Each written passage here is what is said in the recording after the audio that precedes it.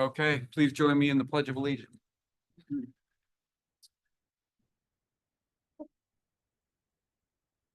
You joining us, Shirley? Pledge allegiance to the flag of the United States of America, to the republic for which it stands, one nation, under God, indivisible, with liberty and justice for all. Thank you. Yeah, hard for me to get out of this.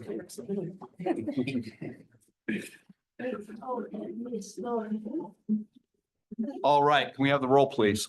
Okay, Commissioner Moriarty. Cruz. Okay, Commissioner Burke. Commissioner Terrell. Here. Commissioner Dobbs. Here. Commissioner is it Sedgberg? Sedgberg, yes, here. Okay, and Chair Dolzall. Here. All right, community comments. Do you have any comments? Nope, no one online. Okay, before we get started, I'd like to say a couple of things. First, at our last meeting, we voted to add Shane to our committee. And then I found out this afternoon that per the city code, you can't have married people on the same committee.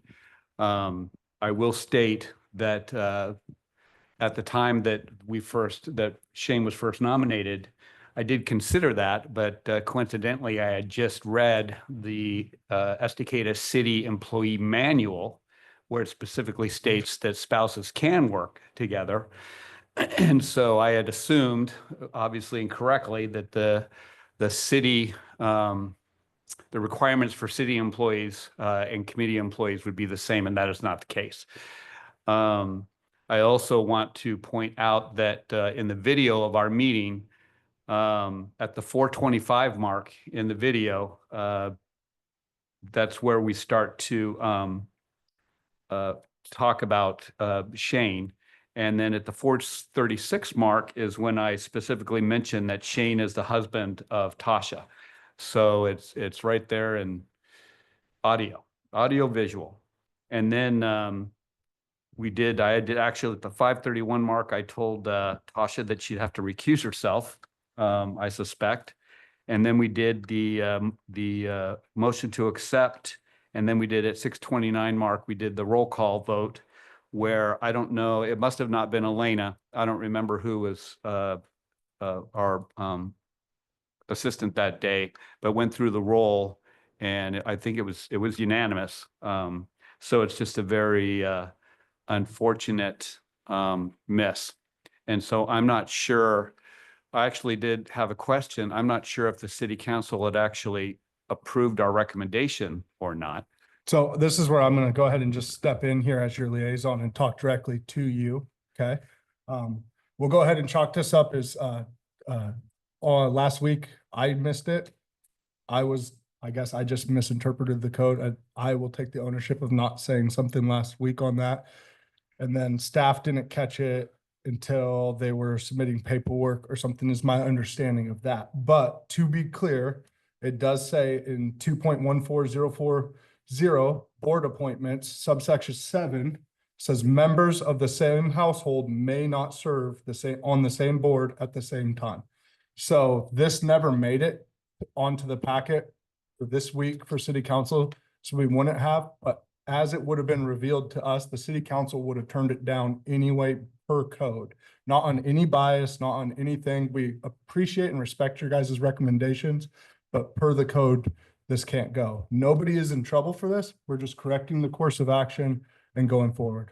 So I apologize to you guys for not catching this. I will take that one on me, but moving forward, we'll just make sure that we're following pertaining to the code, all of us, right? And I'm speaking to myself too. Sure. And I'd like to add a small clarifier. When it says household, this does not necessarily mean husband and wife. It could be children, it could be brother, sister, anybody living in the same household. And so when staff was updating the list with addresses today, we noticed the same address, and that's what prompted staff to be like, oh, no. So from now on, when we get applications in, we added it to the form that says, I am not, are you related to, or are you in the same household as anybody currently serving on the committee? So it's right on the form. Somebody would have to say yes or no from now on. Okay, I have a question. Does that include the kids, the young people that are coming in? They don't vote on the board or have anything to say, but does that include them too? That if your mother's on like say. The way it's written, yes, Okay. they would be in the 'cause same we- household. Because we do have one committee that does have I think it's Park and Rec, that has a daughter on the, Of the committee? member? she's just a student, the extra person on the committee that comes in as a youth. Is Yes, her she- parent on that same committee? Yes, but she can't vote, but she's on that committee. Okay, I mean, we could take that to council and see what council feels Yeah. about that, 'cause since they Okay. aren't a voting member. Yeah, in the interest of just continuing with the meeting agenda, out of respect for everybody's time, what I'm gonna do is I'm gonna ask that you put that on the agenda for us to speak about, and we'll bring it up to council for clarification and interpretation. But if we could, I would like to continue with your meeting on your agenda You items. betcha. And so Shane, my personal apologies. I'm sorry. Mine also. I take that on the head. The second thing before we get started is I wanted to go ahead and strike item 3 from tonight's agenda. And then I would greatly appreciate opportunity to meet with you and Melanie in person. I will, can I just let you know, the deadline for us to submit this to them is the 18th. And so if you strike this, it will be too late to contribute any information about this draft and ways you guys would like to participate in it. Which, because since I know nothing about it, I'm perfectly fine with that. And Okay. so, Just document it. Yeah, we will, yeah, we might end up having to remove some items from it. okay.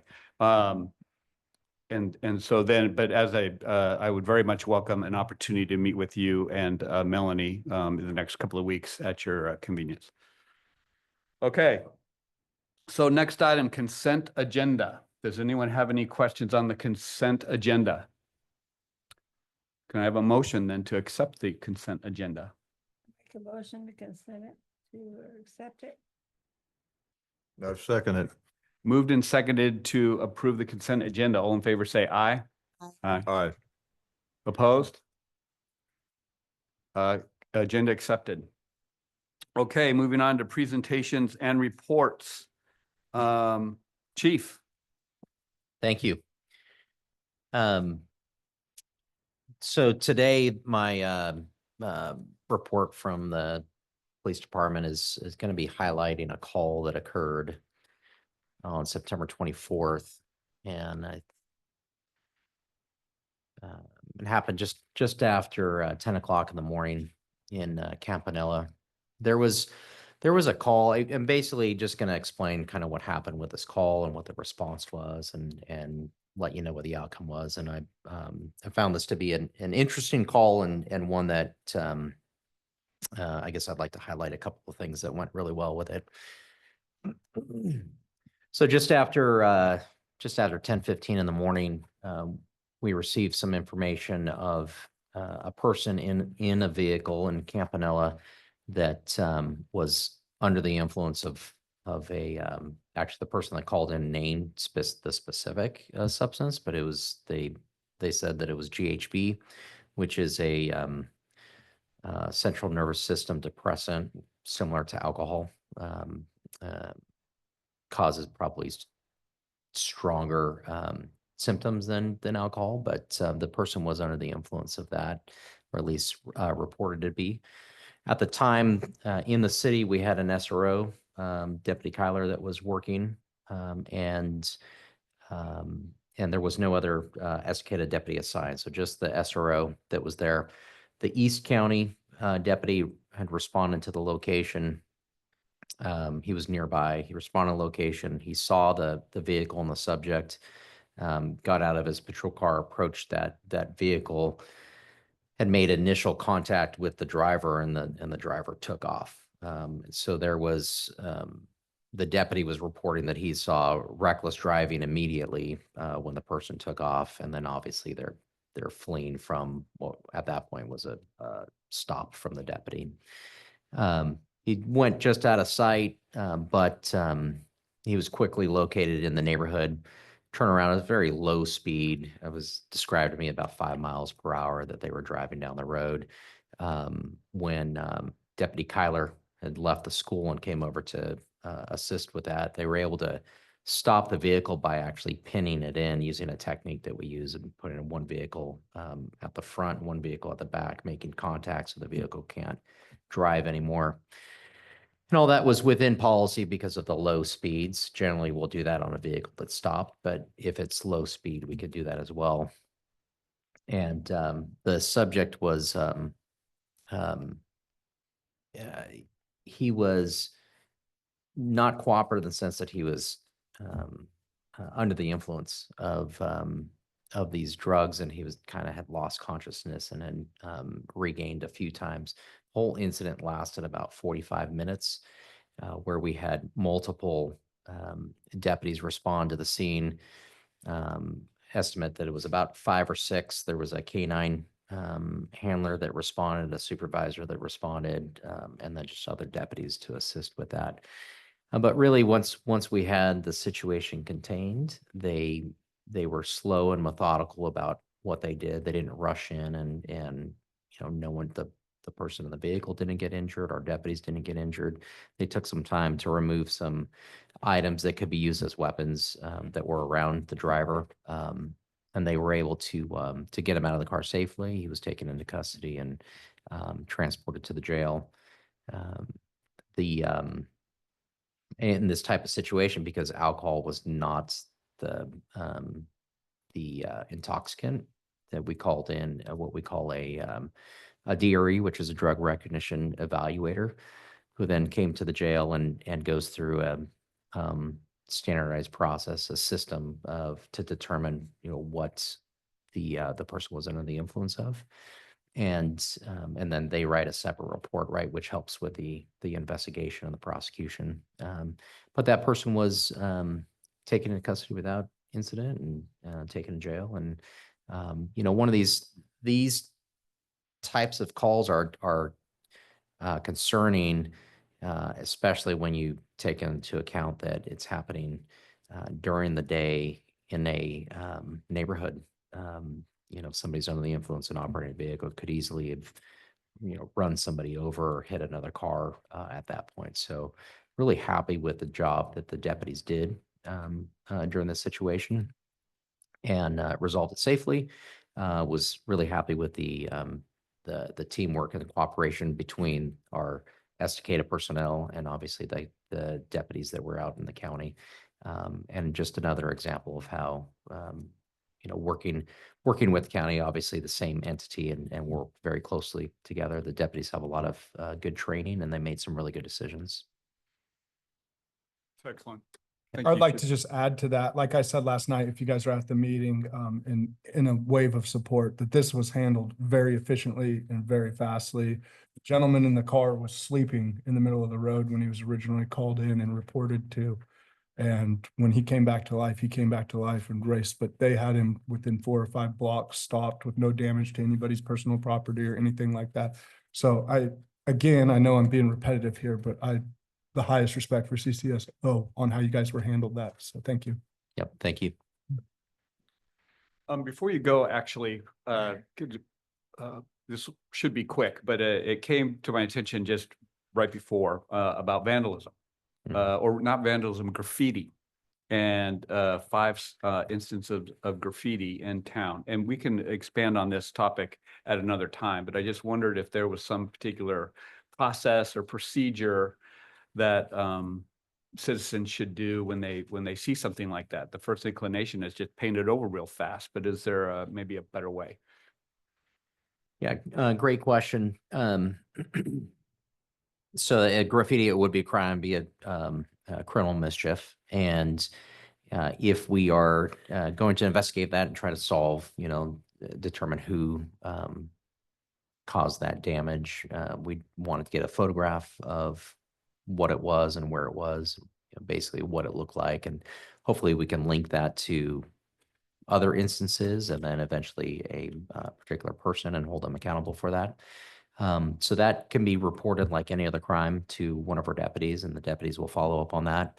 And then we can also, in some circumstances, we can use our community corrections folks to come out and do a cleanup of graffiti. So that's a service that the sheriff's office offers.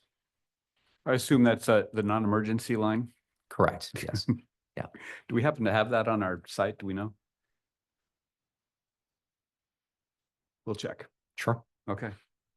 Also, I'd like you guys to note that Chief Mendoza came and gave his presentation last night to council and went over the contract as proposed and as is, and let us know that we're at about 90%, I believe you said, for then it's in the lawyer's hands right now going over the new contract, our newest rendition, excuse me.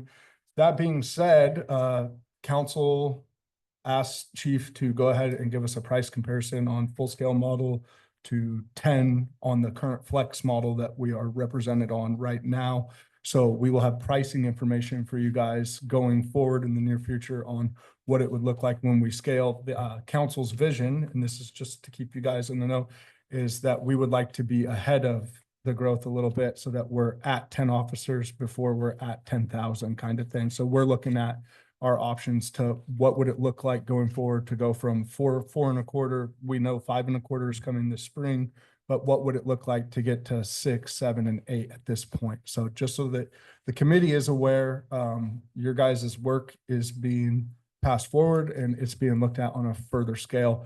Cost wise, I will tell you, going over it, I know we have been really on the hedge of, do we do our own or do we continue our contract with CCSO? And the truth is that we get more resources and more bang for our buck to go that way. And that there's a reason, like it was stated last night, for those that weren't here, that there's a reason that like Wilsonville as a representative, who is a large enough city to that they could do their own, is still contracting with Clackamas County.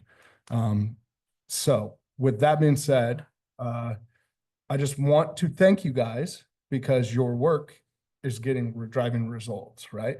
And now we're moving to where we could look at getting ahead of versus playing catch up. What would it look like to scale? What do we need to look at going forward for the budget to do that and to continue to build a lasting relationship with Clackamas County with badging and vehicle decal and decor in the mix of that. So we would have the Estacada presence, right? But with the resources that Clackamas County has in their staff. So I will get back to you guys on that when it's been deliberated more, but I just wanted to fill you in that that has been addressed. Thank you. The non-emergency phone number for Clackamas County Sheriffs is listed on the city's website under Public Safety. It is not listed on your Traffic and Public Safety Committee page. Thank you. Anything else, Chief? No, but if there are any questions, I could stick around for a little bit, or if you don't think I need to weigh in, just let me know. I got one, if I may, and this is just bringing it to your attention. It was brought to my attention that there's a couple underage, like potentially minors and stuff like that, that are floating around couch to couch, house to house around town, runaways or whatnot, whatever they are, they're homeless essentially. And I believe that I've heard that they're using marijuana and other things like that, and that there's plenty of people that have seen. I've heard complaints in the apartments above level 11 specifically. And there's another residence, which I'm not going to name publicly, but I could talk to you guys offline. I would like to know what our options on that would be. Would that be a welfare check conversation with CCSO on trying to dig into this? Because my concern is, one, we have resources we could point them to, be it Ant Farm, be it the community center, or other options, rather than, you know, hanging out with 21, 24-year-old kids at 16 years old, and then obviously with drugs involved in drug paraphernalia. So I would just like to know if they get wind of this, what is the procedure going forward that would make something actionable about dealing with this? Yeah, I think a good place to start on something like that would be a welfare check. Deputies would go to that location, attempt to talk with them or anyone else on scene, and really kind of gives them a jumping off point to see if is there anything that they're seeing right away? Is there more to dig into? But I think that's a great start. We can also utilize our SRO and see if there's any information that he has about that and maybe try a different angle. But I would suggest a welfare check to start. So I just more wanted to clarify that with the committee, Deputy Bigler. I'll get with you individually on that and handle what I know separately than this. So while we're on is the incident you mentioned, also there was the chase through town where I think, is that the one where they finally got him over at the tree farm? Yes. And then, Yeah. I think maybe it was a little more than last week, but it was recent. yeah, and then it just made us, I thought I remember you saying that there were certain times of years where crimes tended to go up, and I'd wonder if you've seen any spike in serious crimes or property crimes. I haven't, I can't answer that specifically because I haven't looked at our statistics recently. And we have, I think in the past, when I've done a report for an annual report, we have seen a few months that have had some spikes. And if memory serves me correctly, and we're talking slight Yeah. spikes, that October was one of those months with a slight spike. I'll definitely this year pay attention to that on my annual review and find out if it's similar this year. The pursuit that you were talking about, that actually started in the city of Sandy. It was a stolen vehicle, had some switched license plates on it. And real quick, the pursuit came from Sandy down 211, kind of in the Eagle Creek area. They went back out 224, and when they got to the construction zone, there was several. It was early in the morning. It was about 7:30 in the morning. There were several police cars that were out there, but because of the construction zone and it being an active construction zone, construction workers out there, I think there was only one lane of traffic getting by at the time. Decision was made to terminate the pursuit. So we let the person go for everybody else's safety, essentially. But again, that time in the morning, the deputies are coming to work as well. So there was plenty of law enforcement out and about.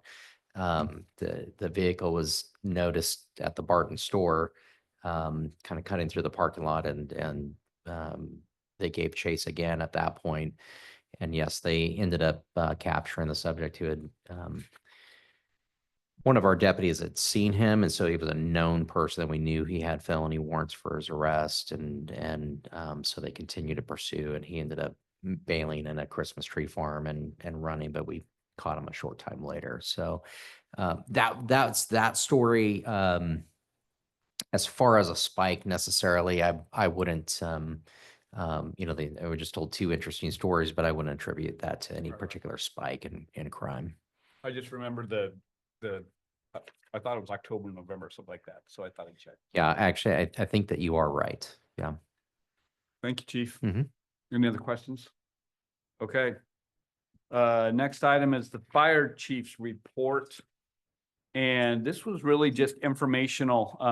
When I'm going through this stuff and I see something that I didn't know before, I think it's interesting, and my intent is to share it with the committee, just to further your base of information. It just helps for making better decisions moving forward. And so that's the intent of this. And so in the chief's report, a couple of things. One of the goals was to, let's see. One of the goals was to, not this, it had to do with the EMS. Here it is. They want to develop EMS transport service as a subcontractor to the county ambulance service to improve patient survivability and decrease transport time. I guess there's a lot of things they need to do to get through that, but I wanted everyone to know that the Estacada Fire Department is actually pursuing that, looking to add an EMS rig to our town, and I thought that was outstanding.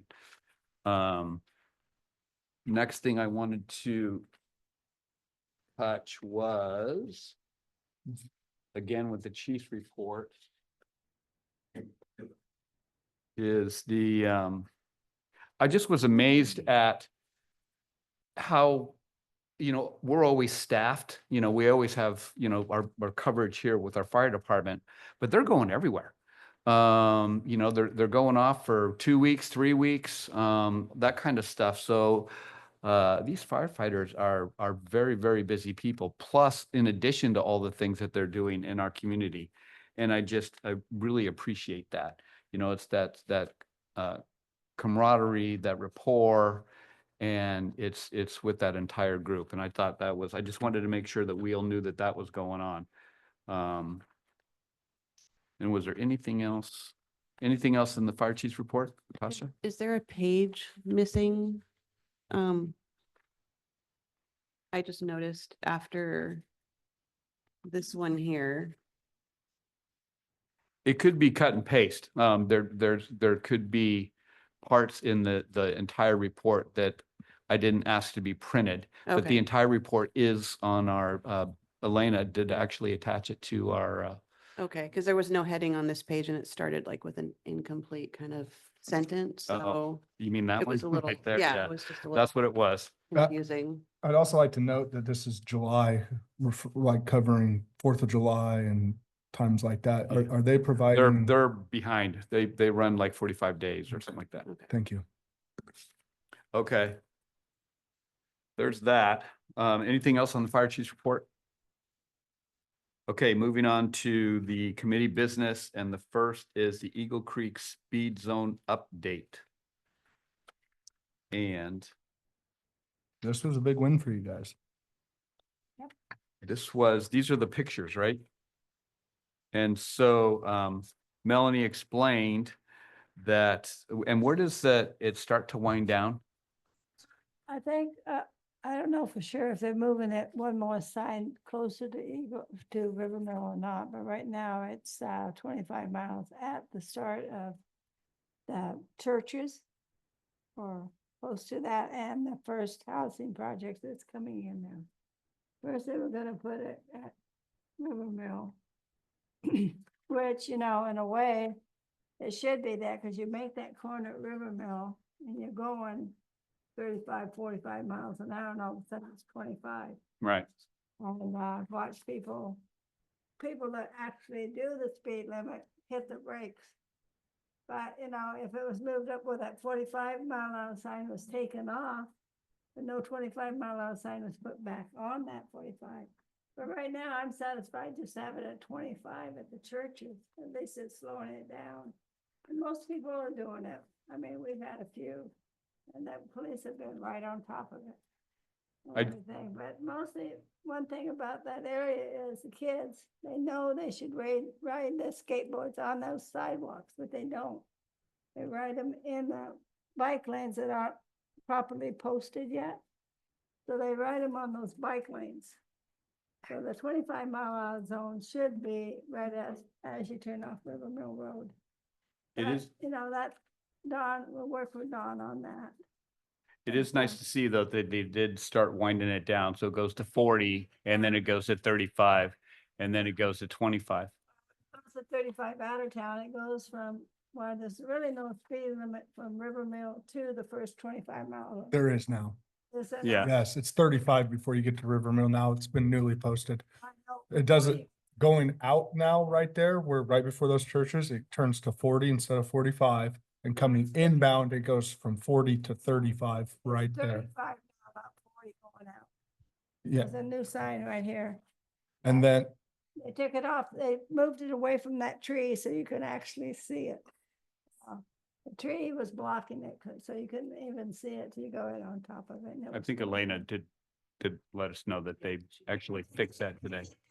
They moved it this afternoon. Sent Donna, I sent Donna, thank you, text today about it. I can't speak with experience though this weekend that it must take some time for people to realize those signs are there because I was following the signs and man, they were in my rear view. sign saying that the speed limits have Yeah, changed? Public Works is planning on putting out one of those speed signs that kind of flashes and tells you how fast you're going. So people recognize that there's been that change in the speed limits. Excellent. Appreciate it because there's so many young kids riding scooters and bikes in that area. Out of Campanellis mostly. Okay, and then actually, I'll read what Melanie wrote. She goes, just wanted you to know the speed limits have changed on Eagle Creek Road. This was an official speed change that was run through the county state speed limit process. We'll put up some radar feedback signs next week to catch people's attention as it still feels very rural on most of the road. Hopefully, this will increase safety at the River Mill intersection and especially coming to the more populated part of town. It steps down starting at Deuce to 40 and then to 35 and then to 25. Just wanted to give you a heads up. Excellent. Thank you. Anything else on the Eagle Creek Speed Zone? Next up is the Clackamas County evacuation map. And I shared that because I wanted you to know, I don't know if anyone went through that packet. I can't remember what it was called, but it was I can't remember if it was a statewide evacuation plan. It's Clackamas County. Okay. But those maps were in there and I thought for the committee, they would like to see what the Clackamas County has come up with for evacuation routes in town and then also in the area where where those routes were. And I thought it'd be good information as moving forward when we look at other like traffic slowing or whatever we're looking at in town.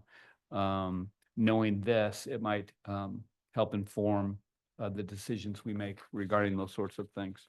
So that's why this is just FYI only. Clackamas County will be doing some public outreach regarding this in coming months. I reached out to them again to ask when that's happening. They're like, we're still scoping it out with the contractor. I'll let you guys know when it happens. Thank you. And on that, I would like to just add that from the council, just coming down the pipe so that everybody's aware, there's been inquiry about a city emergency plan for our residents and stuff like that. There's nothing actionable on that, but do not be surprised as if we get more, as we get this on the agenda and it's something the council can come together and talk more about and what that vision looks like. Don't be surprised if we ask for your guys' input on that going forward. I do appreciate that we are communicating with Clackamas County to be ahead. I believe I was told October is like an emergency awareness month or something like that, hazardous awareness month or something. So the timing on this is extremely appropriate given everything going on with the floods or excuse me, hurricanes and things going on at Mount Adams. So this particular thing, I would like you guys to pay extra attention to on this so that if there was something to arise that you guys are at the very least familiar with, like what the staff has provided you with Clackamas County's evacuation routes and so on and so forth. This is something that we should all be spending a little bit of time to be familiar with so that we understand precedents and routes and different things should something arise. And with winter coming up as well, with what we don't know with snow and so on and so forth, we could just be really aware of these specific routes. I'm just looking forward to be ahead of it. Okay. I do remember the fire and I remember I watched that video. It was on, I think it was on YouTube or something like that. And they talked about getting people out of town or something like that. Is there some kind of rough process or something like that? Do you happen to know on notifying? Yes. Yeah. So when there's I would recommend everybody sign up for Everbridge. That'll give you the early notifications, the stage 1, stage 2 notifications. You can connect through Clackamas County alerts. That's the best way to get that information. And what happens is if there is an emergency coming, they'll send out the stage 1 alert that lets you know, hey, be prepared. This might come and hit you. And then stage 2 alerts is, okay, get ready to go. And stage 3 is when they send out the alert that everybody saw on their phones popping up all over the place. And that is leave now. And so you can sign up. The only time you will get those alerts without having signed up is when it gets to stage 3. So if you want to get the early alerts, you need to sign up for the Everbridge through Clackamas County Alerts. Do you, and this may be, I didn't prep you guys on this, so if you don't have an answer, I completely understand. And this is something I think maybe we should look at addressing in a forward meeting with your guys' blessing, but can you remind me of staff's roles? Should there be a natural disaster or something? Do you have that off the top of your head? Well, we have an emergency operations plan. So it depends on what the hazard is, but we do have a printed out plan that goes through, if this happens, we'll do X, Y, Z. If this happens, we'll do X, Y, Z for staff.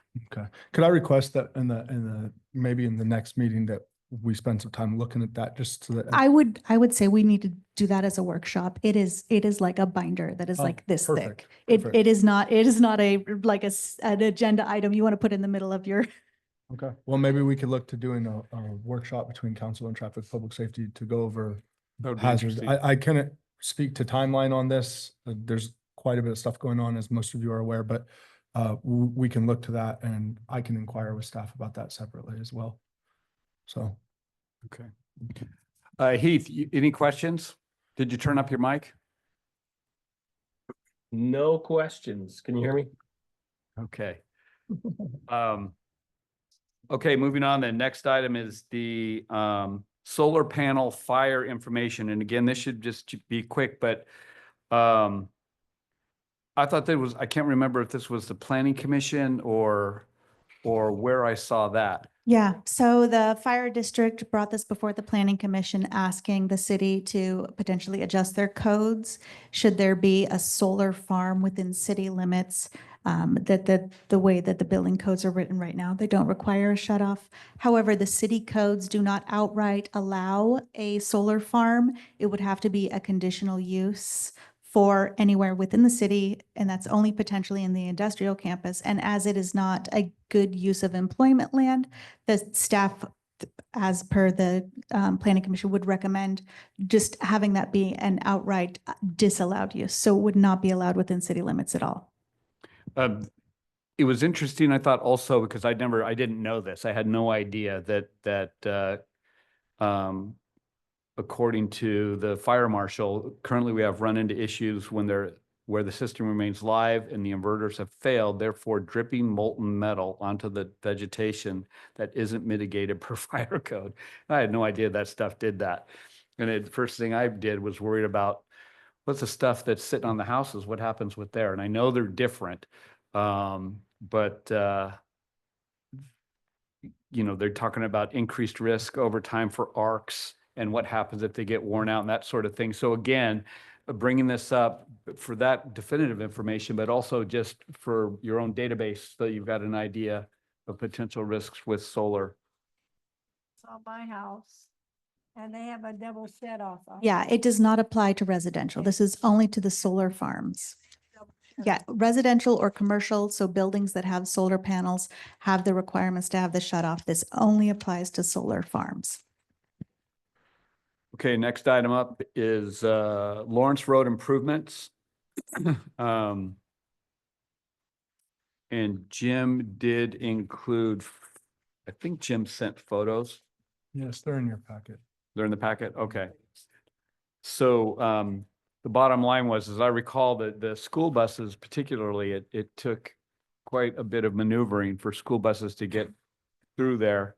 And what the county did, the county went ahead and did what they could about rounding some of the corners and that sort of stuff. And so there are pictures of what that looks like, vast improvement.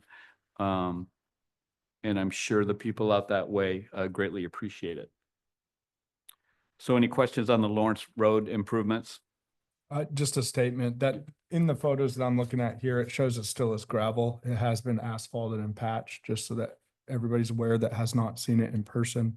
They did everything they could without impeding on people's personal property or running into telephone poles, stuff like that, that little changes that quite frankly, they don't have able to them. And it is a huge improvement. And I'd like to give a personal thanks to Paul Runyon with Clackamas County for getting that done for us. That was something we've been working on since I got on here. So it was really cool to see. And I appreciate the community's patience on that. Okay, next item up is the speed reduction options. recall that this was, and we actually had a subcommittee on this one. Recall this was with the speed bump policy in town, there are certain circumstances where speed bumps can't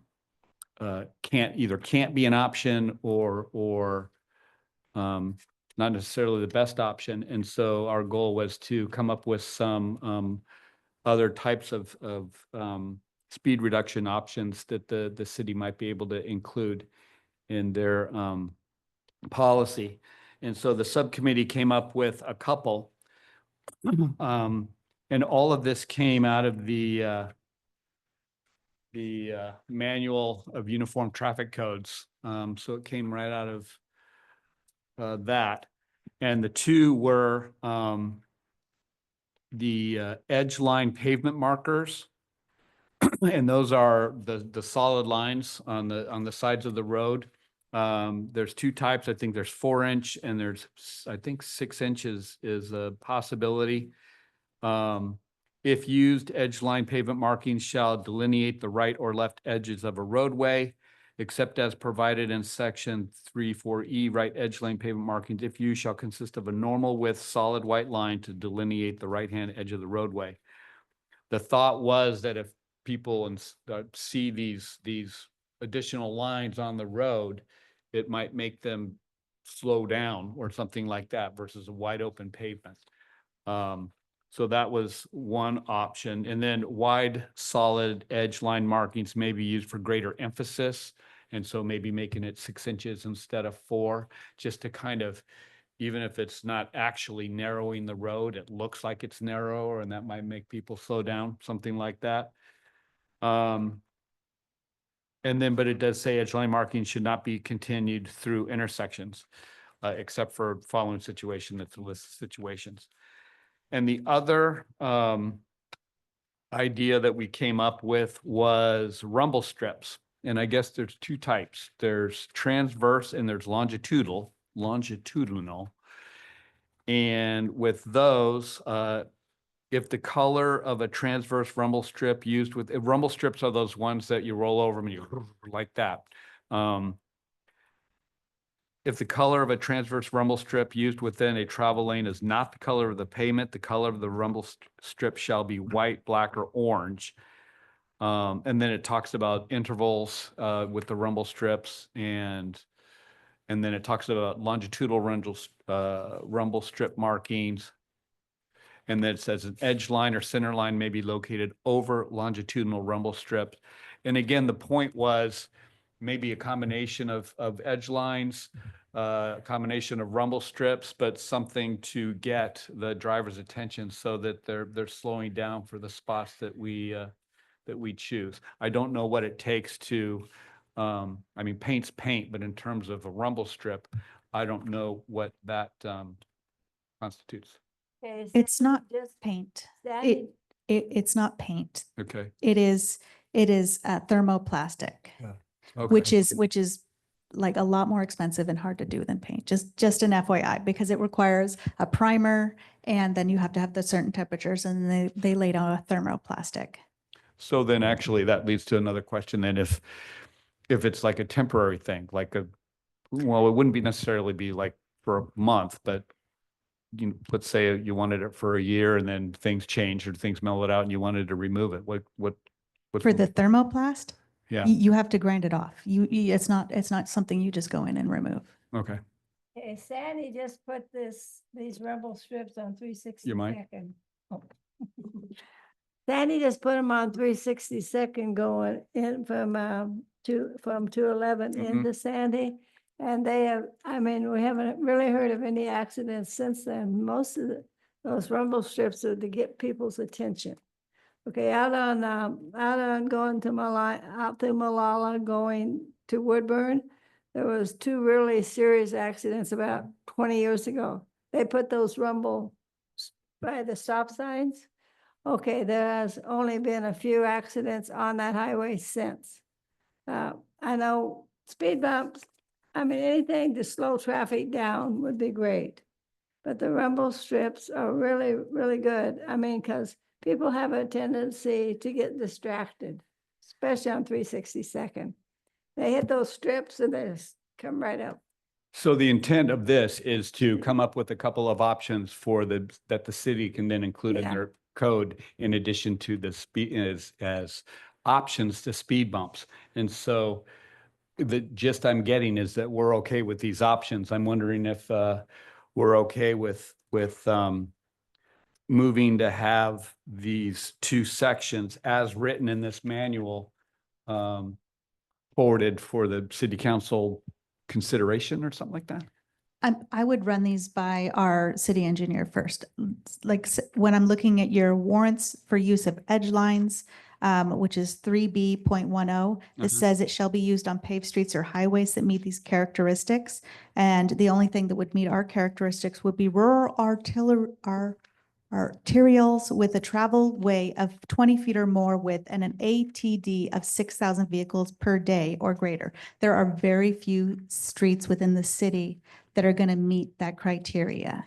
So Like- it'd be better to have speed bumps on, a couple of speed bumps on 10th Street and a couple of other streets that the I- traffic is There's ridiculous. there's other options. I'm just saying if you want to send this to, it would probably go to the city engineer Sure. first to review this, to see what this would actually apply to within the city. Sure. And then, so I looked quickly at the rumble strip one. I didn't see any warrants for that. Yeah. Okay. I mean, I'd send it to him, they can review it Sure. and they can come back to you and say, I mean, These it are for the- sure doesn't. yeah, exactly. Right. I'll give you the quickest yes or no, and then you can. present Sure. it directly to. So we okay with a motion to present to the city engineer our recommendations verbatim out of the manual on uniform traffic control devices for these two issues? Which they would think would be better, especially around the school system. So who's going to make that motion? I'll make the motion. There you go. I'll make the motion. Is that okay? Anyone want to second that motion? You make the motion. It's been Sorry. First and seconded Sorry.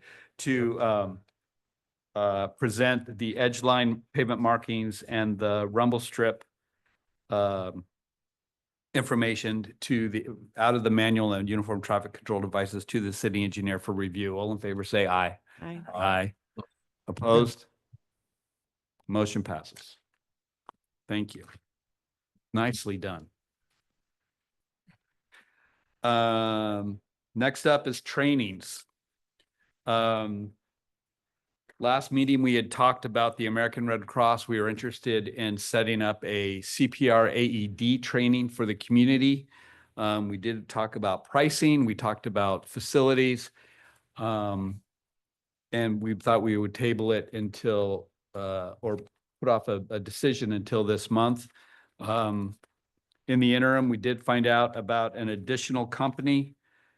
And that company was called, I printed it out somewhere and I don't know where. But I did actually reach out to that company. It's local. And I've got it here somewhere. And I left a voicemail and then we exchanged text messages.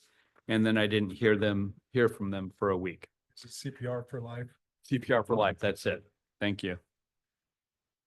And so I'm not sure, the rates looked good, but I'm not sure if that was a per person or if that was a per event. And it's had some different certificates that it offered. It was just different. And so I was disappointed that I didn't hear back from them. So I'm not able to give a more complete report on the two choices. I do think that we probably need to make a decision though, because we're talking about January. And so are we okay with choosing a vendor and then moving forward with that? Any comment? Heath, any comment on that? No, I was just reading through what's in the packet for the CPR for Life group. I mean, the pricing looks great, but if they're not getting back to you, I guess it's not gonna be a go Well, forward. and I didn't know if that was per person or not. I mean, that would have been one of the questions I would have asked. So. Any I thought we were talking about going in January. Is that right? Yeah. Yeah. And so, just based on that and the time frame, I'm kind of inclined to just go ahead and move forward with Red Cross and start setting things up. Does that sound like a plan? Okay. So then the next step would be moving forward with the American Red Cross facilities and that sort of thing.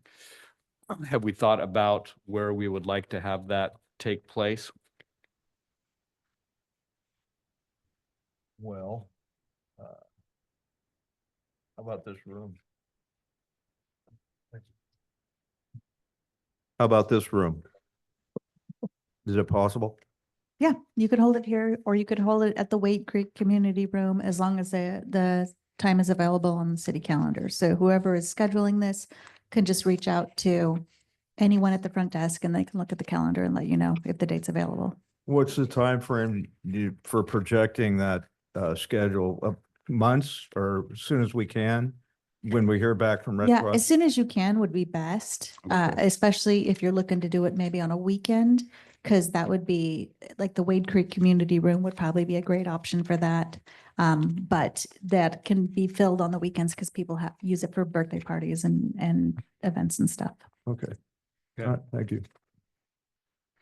My suggestion would be you guys discuss dates already kind of, but that'd be to finalize your date Mhm. and your carrier, Yep. ensure that they're willing to come out, and then we can email staff and ask Okay. specifically for the reservation then, and then that will settle it from there.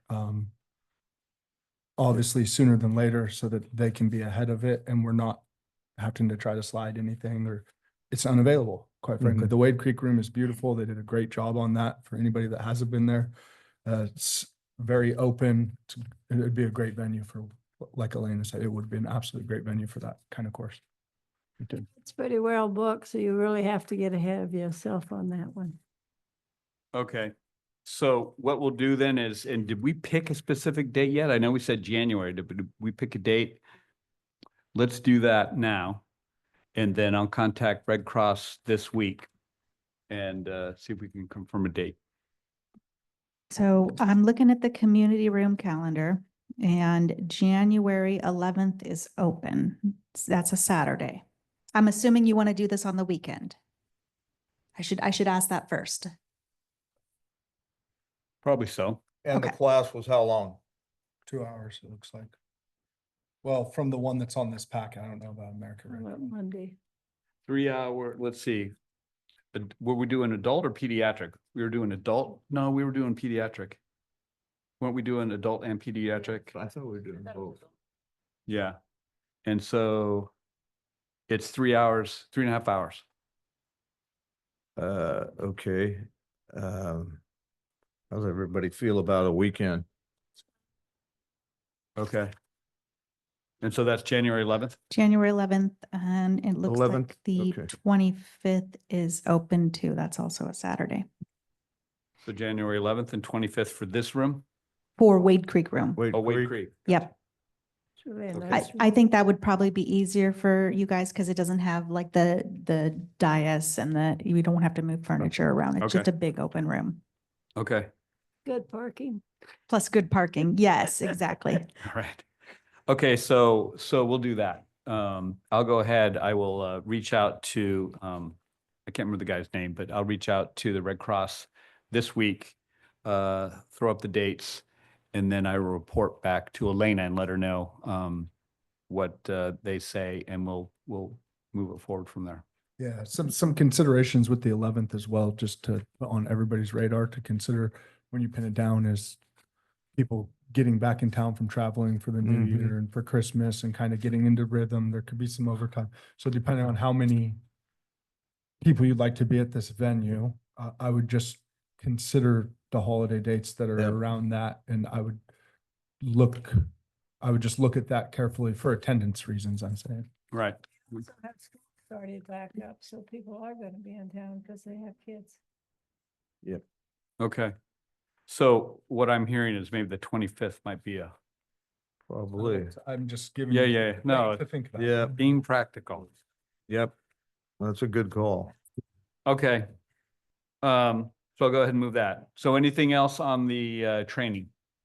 Make a motion that we do it on the 11th because she can't make the 25th and that. No, we can make a motion to do the. Yeah. Go ahead. Are you gonna be here? I don't think we need a motion. We're just moving No, on to the next step. Yeah, I think you guys just pick a date and when Yeah. you guys agree, I'll just serve he'll up. email Elena and Yeah. we'll go from there. So we're good. We don't need a motion. Okay, next up. Are we done with training? Eve, you good? Yep, sounds great. Okay. Last item is the updates. There was we asked for updates on speed hump requests, recent traffic studies, recent light audit, and update on the intersection on Sixth and Broadway. And so Melanie sent an email with updates and maybe maybe she didn't. You It's did it at at the the last bottom. page.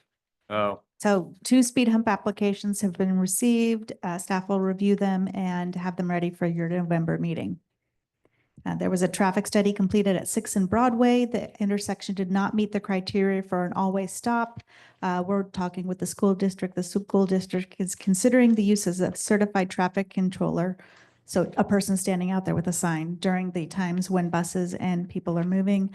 And then we will reevaluate once Hill Way connection is complete in 2025 to see if that alleviates some of the pressure because there's an alternate route. And then they installed the speed signs on Eagle Creek Road. And they're doing a speed study on River Mill as planned by the county. It's number 19 out of 70 requests and should be complete in about a year. nice. Thank you. Any questions on any of that? Okay, moving on, event subcommittee. Is there any update or any report from the National Night Out Subcommittee? I wouldn't expect so. Okay. So then, any reports, comments?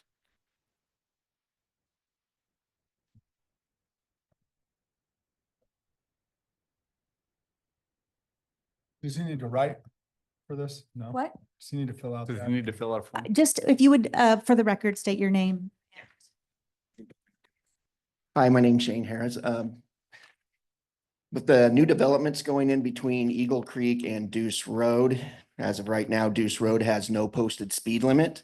I would like the committee or the city council to reach out to the county and find out when they could possibly do a traffic study and determine putting in a proper speed limit because as of right now, there is no posted speed limit on that road.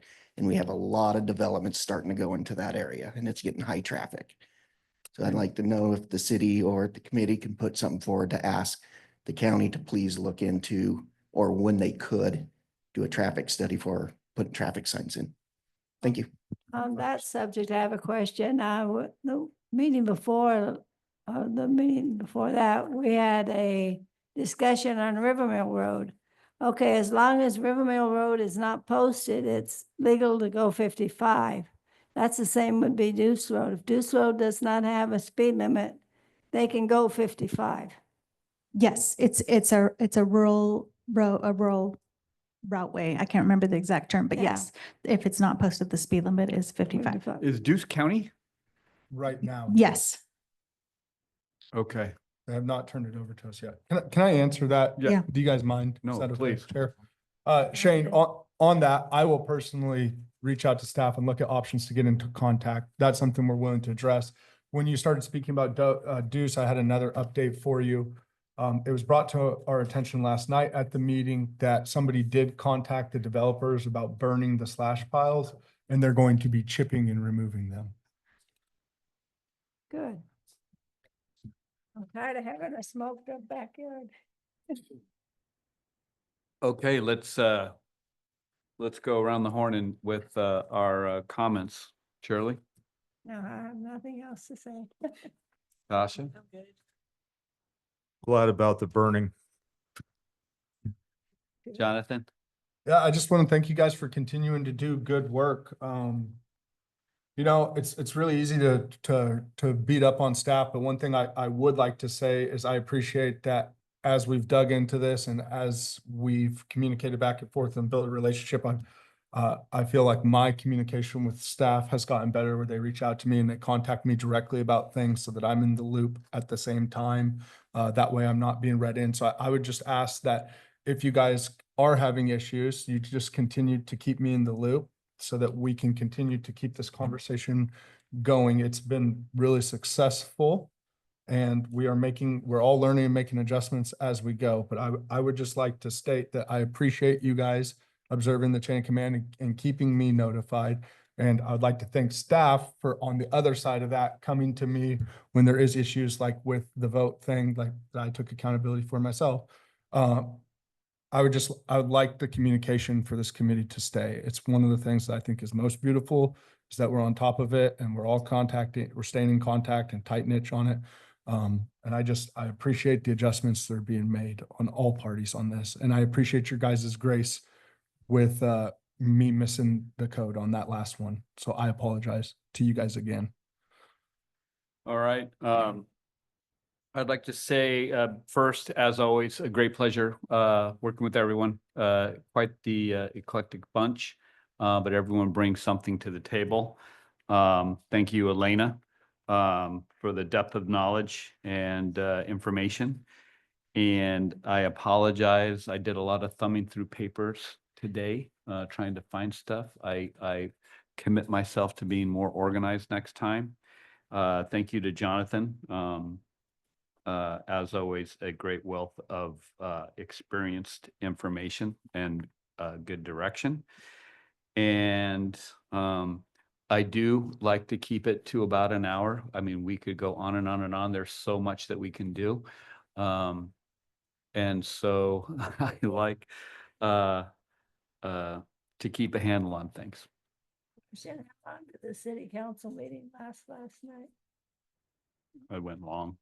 Oh, because I had to come down and pick up somebody and came back and you guys are still going. So, I don't remember the time, but we could assume 2.5 hours or so. yeah. Yes. All right. With that, this meeting's adjourned.